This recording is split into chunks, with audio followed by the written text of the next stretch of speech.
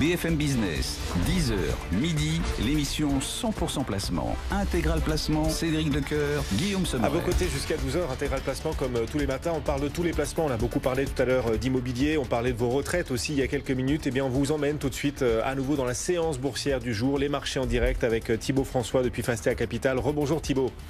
Bonjour. Vous êtes notre fil rouge tout au long de cette matinée, Thibaut. Matinée assez intéressante puisque du point de vue des variations, c'est pas spectaculaire. On perd gentiment 0,2% à Paris, 5926 points. Mais c'est intéressant parce qu'une nouvelle fois, on se dit qu'on est en train de reculer très légèrement en matinée, ce qui ne devrait pas empêcher le marché de tenir. On préserve d'ailleurs l'essentiel des gains accumulés ces dernières semaines. On sort quand même de 4 semaines de hausse d'affilée et on voit que la baisse reste tout à fait limitée aujourd'hui. Oui, la baisse reste limitée et en plus avec de faibles volumes. On est à moins de 500 millions d'euros d'échangés sur le CAC 40 depuis ce matin. Donc c'est plutôt faible. 0,23, effectivement, c'est quelques petites prises de bénéfices. Mais ce qui est tout à fait normal après un marché haussier depuis de nombreuses semaines. C'est une coquetterie.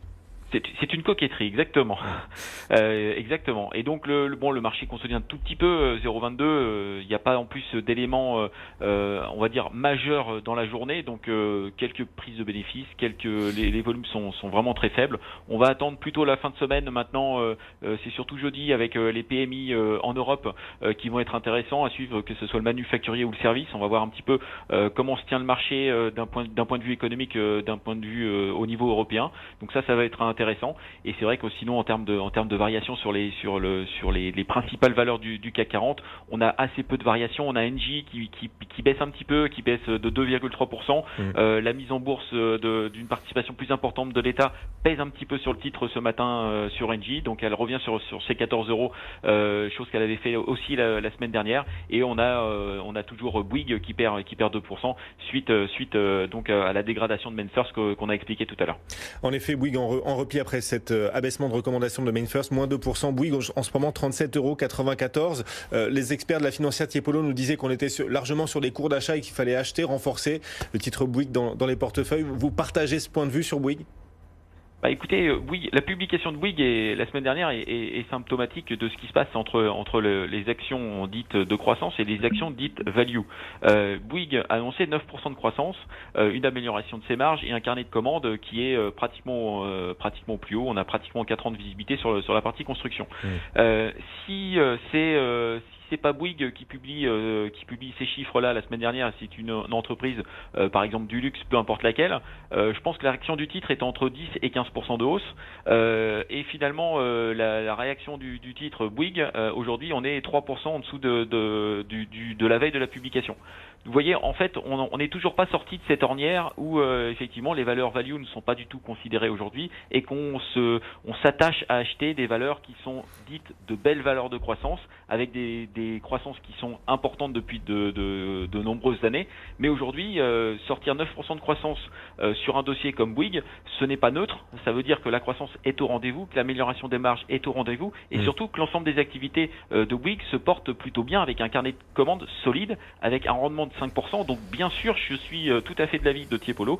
Je pense que Bouygues, sur ces niveaux de cours-là, c'est plutôt une occasion à saisir pour les prochaines années, sachant que une sortie du groupe Alstom est tout à fait prévue dans les prochains mois et elle apportera du cash de façon significative dans le dossier Bouygues. Donc c'est vrai que je vois peu de faiblesse sur le dossier Bouygues sur les prochains mois, sur les prochains semestres. Même si MainFirst donc abaisse son conseil aujourd'hui, le titre perd 2%. Parmi les autres baisses, vous citiez Engie, moins 2,3%. Peugeot aussi qui perd 2,1%. Quelques hausses notables. Accor gagne 0,8%, 38,99 €. Et puis on a Orange aussi qui pourrait céder sa filiale africaine, en tout cas la mettre en vente. Ce titre Orange gagne 0,7%, 14,60 €. Et parallèlement, la Française des Jeux qui poursuit son processus d'introduction en bourse. Bruno Le Maire nous parle d'un véritable succès. Il évoquait hier ce chiffre, 1 milliard d'euros de souscriptions par les particuliers sur la Française des Jeux. Oui, tout à fait. C'est une superbe aujourd'hui opération sur la Française des Jeux. Il y a beaucoup de communication sur la Française des Jeux. On en voit un peu partout dans les médias. Ils veulent que ça soit une réussite. Ils veulent faire revenir les particuliers dans le milieu financier, chose sur laquelle ils ont assez peu communiqué depuis une vingtaine d'années. C'est vrai que les particuliers sont sortis. Ils ont fait des opérations d'ailleurs qui avaient été plébiscitées à l'époque, qui leur ont fait perdre beaucoup d'argent il y a une vingtaine quinzaine d'années. Donc aujourd'hui, le gouvernement veut refaire de la bourse, on va dire, un investissement populaire. Alors ça va pas être facile parce qu'aujourd'hui le marché des introductions a beaucoup déçu on va dire ces dernières années.